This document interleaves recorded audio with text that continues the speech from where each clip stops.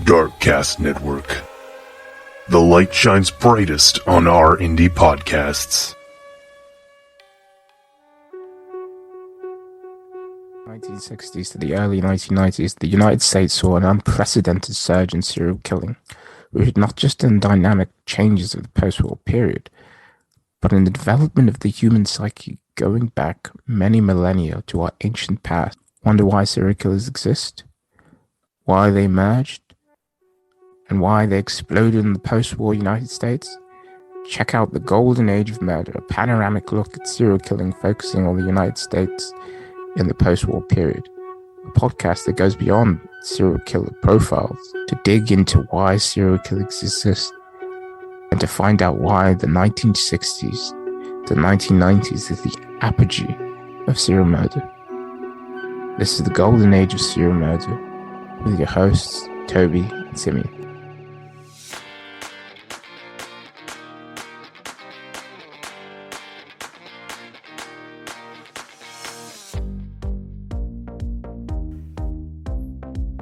Hey, this is my disclaimer.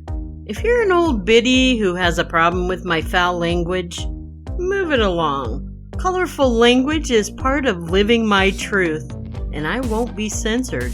For the rest of the disclaimer, this is a true crime podcast with adult themes, not appropriate for children or mega supporters. Hey there, Rainbow Warriors.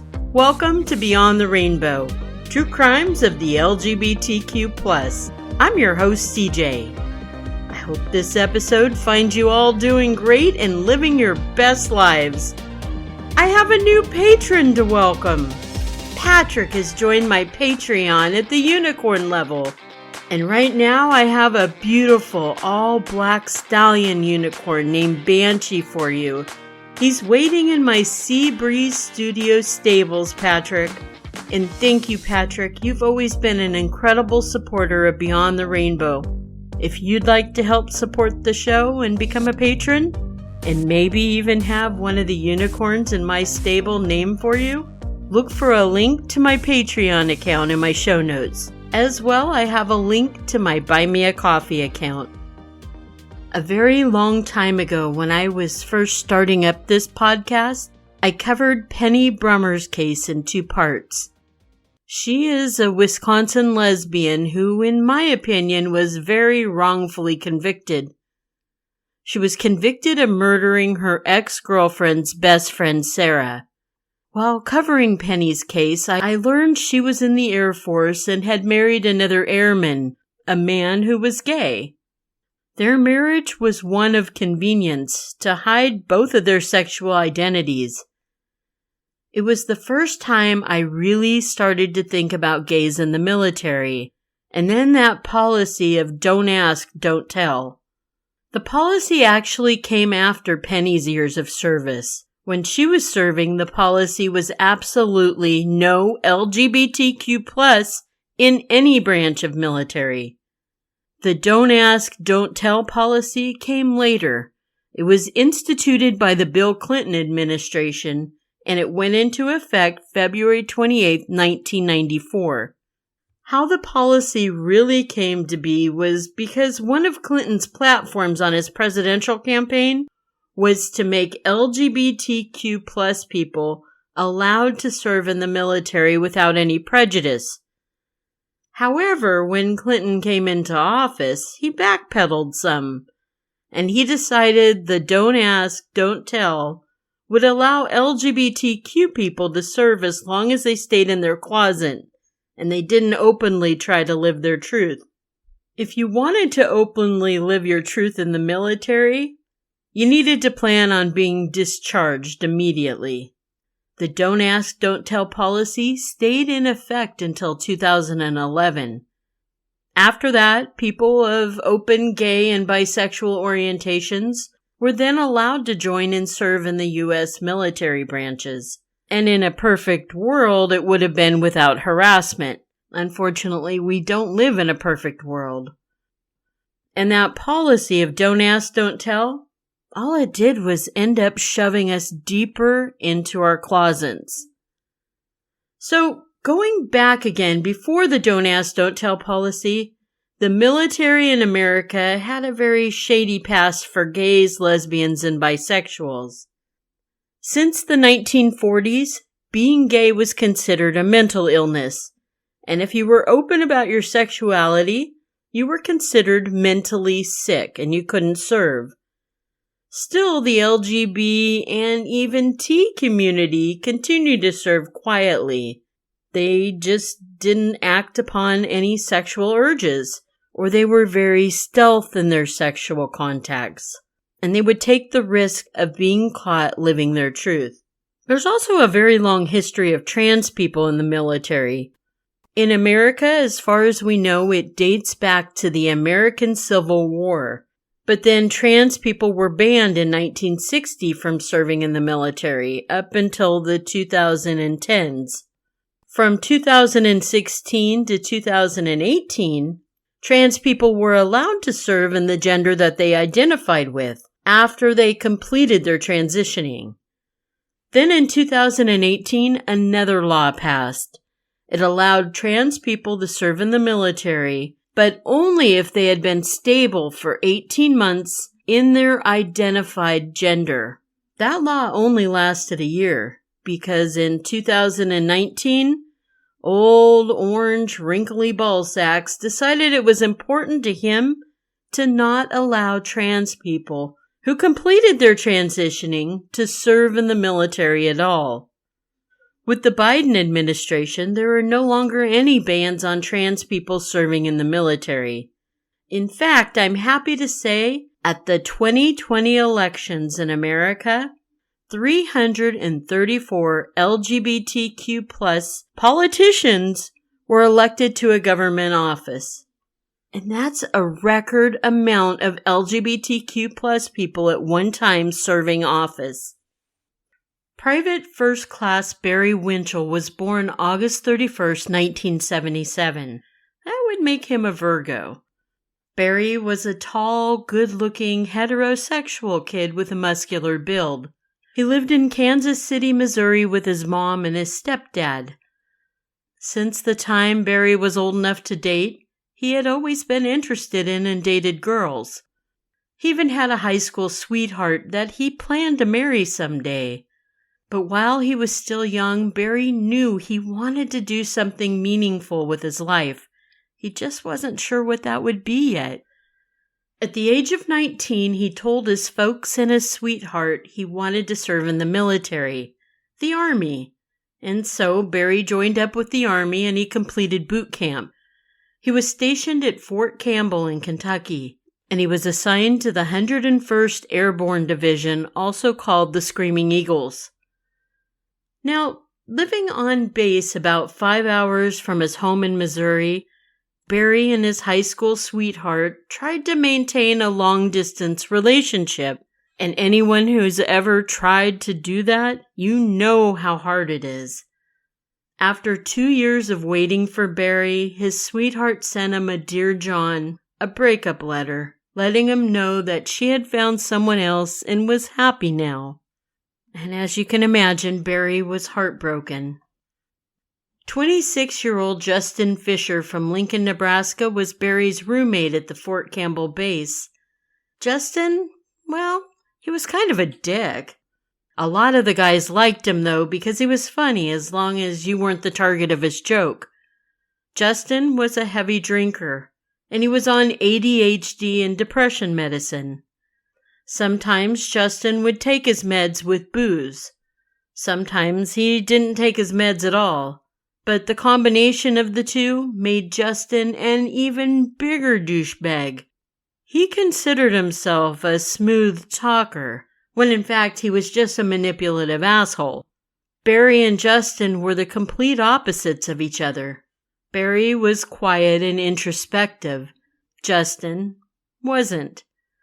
For the most part, Barry and Justin got along pretty well, but there were times they'd fight like angry brothers, and it was always Justin who was the instigator. One night, Justin decided he wanted to go to Nashville, Tennessee for nightlife. Nashville was only about an hour away from their Kentucky base. Justin invited Barry and some of the other guys in their Delta company. The young Army guys went to a nightclub called Connection at Justin's urging. Connection was a gay club featuring drag performances. Most of the guys that night with Justin had never been to a gay club, let alone a drag performance, and that would include Barry. This was something very new and a little uncomfortable for shy Barry. He sat at the table full of drunk soldiers who just kept getting louder the more they drank, but so did their level of obnoxious, especially Justin, who was always hell-bent to be the center of attention in the life of the party. Hey, are those tits real? That was one of Justin's favorite lines to toss at the performers. Many of the performers weren't just drag queens, they were trans women. Barry watched the drag show, and he found himself very taken with one of the women. It was a 28-year-old trans woman named Calpurnia Adams. Barry was captivated with Calpurnia's beauty, and he sat silently taking it all in. But Justin continued drinking and heckling the performers when Calpurnia came to visit the table of soldiers. Justin could quickly see a nonverbal connection between Barry and Calpurnia, and he didn't like it one bit. Justin yelled to Calpurnia, Barry here wants to know if your tits are real. An embarrassed Barry told Justin to shut up, and Justin, agitated, started a physical altercation with Barry. Calpurnia got between the two roommates and grabbed Barry by the arm. She whisked him away for a tour of the theater. Unlike Justin, Barry was very well-mannered, and he answered her questions with yes ma'am and no ma'am. After the walking tour was over, and so was their conversation, Barry did ask for Calpurnia's phone number, which she happily gave to him. Then Barry went off to find Justin and the other soldiers he came with. He found a very drunk Justin in a dark corner, groping and making out with one of the drag performers. Barry laughed at this discovery. Justin, at first startled, laughed too, and then made some crude remark about getting a blowjob. The two found their soldier friends, and they left Nashville to head back to Fort Campbell. On the trip home, Barry thought a lot about Calpurnia. A few days later, he called her. He asked if she would like to go grab some coffee.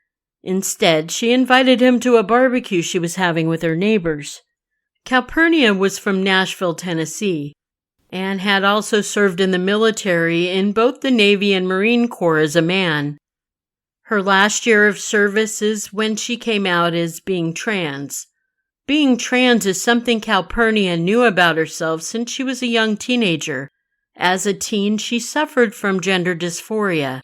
As an adult getting ready to end her military career, she knew it was time to live her truth.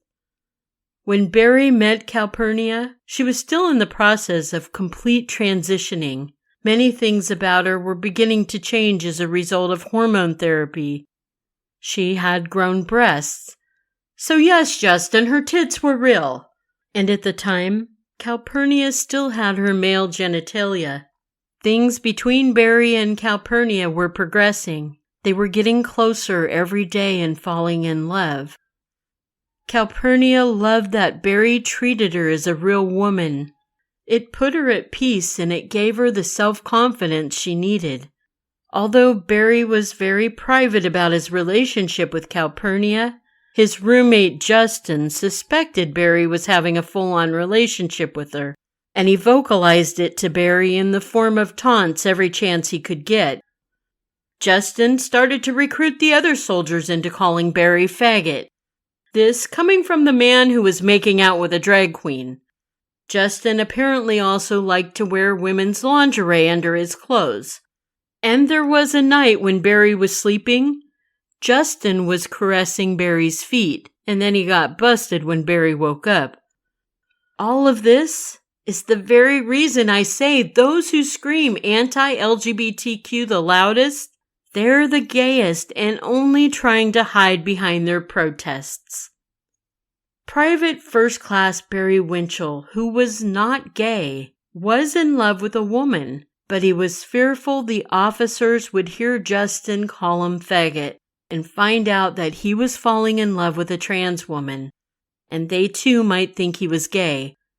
He didn't want to get kicked out of the Army. It was a job he needed. Barry was an exemplary soldier. He just couldn't afford to be dishonorably discharged. Barry never told Calpurnia about the harassment he was enduring on the Army base, and he continued spending time at Calpurnia's. Barry was studying and trying to complete paperwork to become Soldier of the Month. As Barry studied, Calpurnia was sewing outfits and getting ready to make her own triumph mark in the 4th of July Trans Beauty Contest. Calpurnia, though, was starting to get a little irritated that Barry wasn't supporting her in regards to her upcoming contest. Or maybe she was just agitated he wasn't giving enough attention to her. And then when Barry told her he wouldn't be able to watch her in the competition on the 4th of July, Calpurnia was hurt and frustrated. She told him it felt like he just didn't care about her.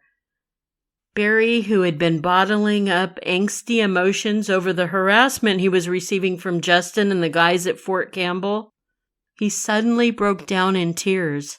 He cried in her arms. But still, Barry never told Calpurnia about his bullies and how their impact was weighing on him. Justin had went to his sergeant and he told the officer he had suspicions of Barry being gay, and he wanted to prohibit the behavior he knew the Army disapproved of. He felt Barry should be discharged. The sergeant assured Justin unless he wanted to file a formal complaint, because of the don't ask, don't tell, his hands were tied. After that, all of the soldiers in Barry's unit were asked if they wanted to file a formal complaint against Barry, but no one wanted to. Without a formal complaint, no investigation would be mandated. So what was Justin's trip? Why was he doing this to Barry? I think he was jealous of Calpurnia. On July 4th, 1999, the soldiers of Fort Campbell spent the latter part of the afternoon grilling burgers and hot dogs and drinking. A newer soldier that had just completed basic training was now being stationed at Fort Campbell. He was 18-year-old Calvin Glover from Oklahoma. And although Calvin had just been assigned to this unit of soldiers, thanks to Justin starting rumors, Calvin was also now calling Barry the faggot. Calvin was a talker. He had a story for just about everything, mostly about what a badass he was back home in Oklahoma. But in all honesty, where he lived in Sulphur, Oklahoma, if you asked about Calvin Glover, the small town he was from, almost nobody knew who he was. Calvin was just spinning tales, making himself sound like a successful thug. As the barbecue and 4th of July festivities continued on at the base, Justin and Calvin were getting very drunk. Barry, who had had about all he could take of Calvin's stories of bravado, called Calvin out for being a phony. This pissed Calvin off and he pushed the 6'2" muscular Barry. Barry got a couple of good punches in and pinned Calvin before some of the other soldiers pulled him off. Seething, Calvin vowed that he would get back at Barry. Late afternoon turned into evening. Justin and Calvin got progressively more shit-faced. The more drunk they got, the more Justin would goad Calvin that he let the faggot beat him up. You see, even drunk, Justin was a master manipulator. He knew he was stirring the pot and getting into simple-minded Calvin's head. It was just too easy. As the evening was winding down, Justin told Barry it was his turn to watch the company's mascot that night, a dog named Nasty. Justin said he didn't want the smelly old dog in the room with them. Barry said fine, and he left the guys outside while he went up to his dorm-style room, and he moved his cot out into the hallway. He and Nasty would fall asleep in the hallway that night. Barry slept facing the wall with Nasty laying underneath his cot. Around 1 a.m., Calvin and Justin finally staggered up the stairs to the room Justin shared with Barry. As the two drunk soldiers passed Barry sleeping and went into the room, Justin kept telling Calvin how he couldn't believe the faggot kicked Calvin's ass, and what kind of man would lose a fight to a faggot. And Justin suggested if it were him, he'd take the baseball bat that was in the room and go out in the hallway and teach Barry a lesson. Then Justin handed the baseball bat to Calvin. Calvin was seeing red by now. He was amped up on fury, just as Justin had planned. But Justin, too drunk and too tired to do much more, laid on his bed and pretended to sleep. Calvin, flying high on angry adrenaline, took the bat out into the hallway where Barry was.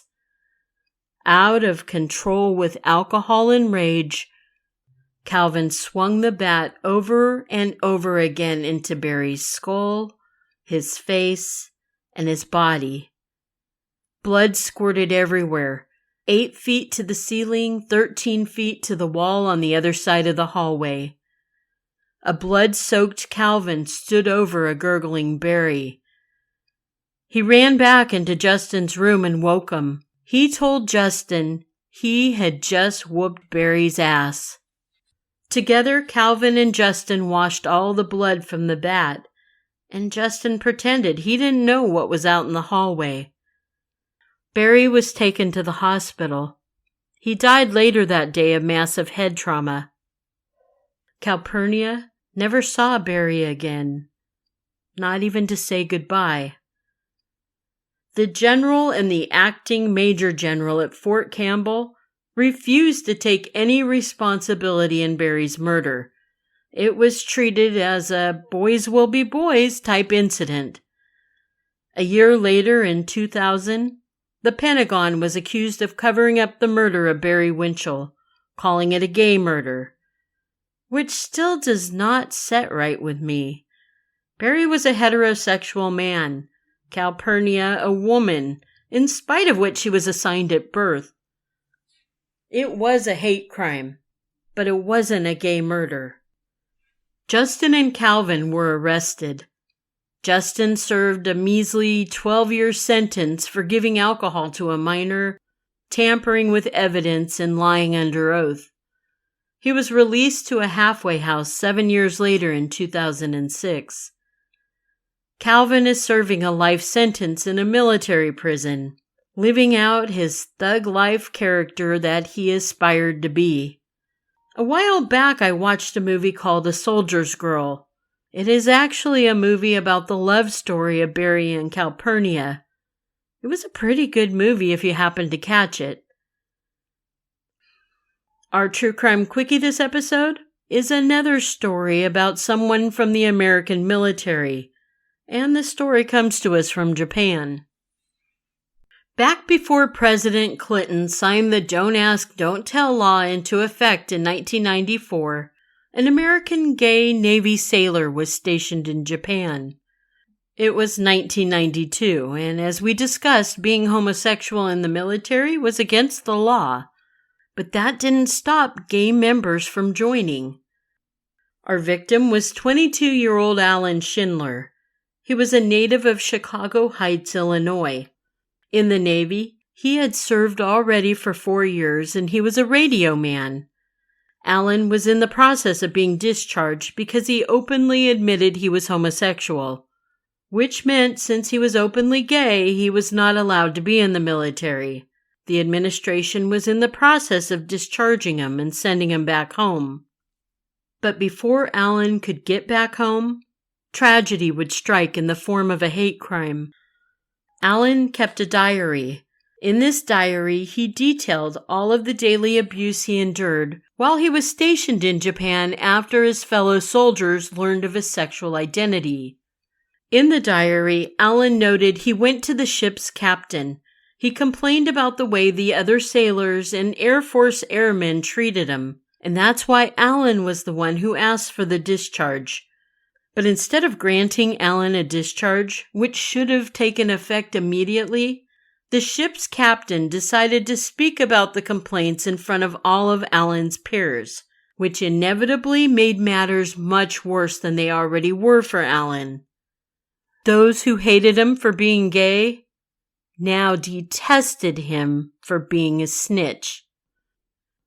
On October 27, 1992, around 11:20 p.m., Allen was out walking in a park that night in Nagasaki, Japan. He stopped to use the public restrooms just 3 blocks from the naval base. Once he was inside the restroom, Allen was jumped by 2 airmen from his base, and he was beaten to death. All but 2 of Allen's ribs were broken. His face was no longer recognizable from having it smashed so hard against the urinal. Porcelain from the standing toilet broke off. Allen's brain and both lungs had hemorrhaged, and his penis was lacerated. Airman apprentice Terry Helvey and Airman Charles Vinn were taken into custody for the murder of Allen Schindler. It's believed the conversation that the captain had in front of everyone is what ultimately led to the brutal beating and death of Allen. The Navy initially refused to release Allen's diary, and they denied that there had been any prior complaints by Allen. They also refused to publicly release the Japanese police report about Allen's murder. Terry Helvey denied he killed Allen because of his sexual orientation, although many witnesses heard him rant about how he hated gays and he thought that they were disgusting. He was also heard bragging about how he'd do it again given the chance. Charles Vinn struck a plea deal and received minimal jail time in return, and that's because he turned on Terry. Terry then struck his own plea deal and he pled guilty to avoid a death sentence. The captain of the ship, who denied any complaints by Allen and then tried to cover up Allen's murder, was merely slapped lightly on the wrist, and he was transferred to Florida for shore leave. So basically an early retirement in Florida. That's some cowardly, crazy shit right there. Due to governmental homophobia, another young LGBTQ+ person's murder was pretty much swept under the rug and forgotten with Allen Schindler. And real quick, because I don't want her forgotten, I'd like to mention about the death of a lesbian soldier that came with no repercussion on those who contributed to her death. She took her own life because she had been brutalized and raped by a fellow soldier. Just last year in 2021, a 21-year-old Kaylie Harris was stationed at a base in Anchorage, Alaska. She was a private first-class military police. Although Kaylie had been living her truth since she was a senior in high school, in the month of January 2021, she decided to come out on social media. She disclosed her sexual identity on Facebook. After that, those who were friends with her on Facebook knew she was a lesbian. These Facebook friends would include some of the guys and ladies that were stationed in Alaska with her. There was a particular male airman from the Air Force that was on the Anchorage base with Kaylie. Kaylie considered him a friend, but about a week after she made her Facebook post, the airman raped Kaylie. Kaylie reported the sexual assault. The military's way of handling it was, "Oh, well, we'll just issue an order to keep you 2 kids apart from each other." No. It wasn't like 2 children on the playground fighting over the big red bouncy ball. This was a fucking violent offense. He should have been dishonorably discharged and sent to prison. But that was not the case. Kaylie had also expressed that she was depressed after the assault. And who wouldn't be? The military also put Kaylie on a do not arm order for fear she was suicidal. As it would happen, the military's little band-aid of, "We'll just keep you 2 apart," failed miserably, and Kaylie was put in the position of having to come in contact with her assailant again. At the end of April, Kaylie's do not arm order lapsed, and she went to the base commissary and purchased herself a pistol, along with some ammunition. On May 2nd, she typed up a note and then she ended her life by shooting herself in the head. In her note, she named her alleged attacker, saying, "He showed me how dark people are, how people could hurt others for pleasure." She absolved her military leaders and doctor and praised some of her fellow troops. She wrote of despair she couldn't bear and concluded, "My deepest apologies. Kaylie M. Harris." Kaylie had been a soldier for less than a year. Had the military taken her rape complaint more seriously? Had they gotten her some real help for the mental crisis she was suffering from? Kaylie would most likely still be with us. And although she noted her military leaders and doctor who saw her were free of blame, I don't agree. So much more should have been done and wasn't. Love you, Rainbow Warriors. Remember, it's not a crime to be gay. Unless you're a murderer.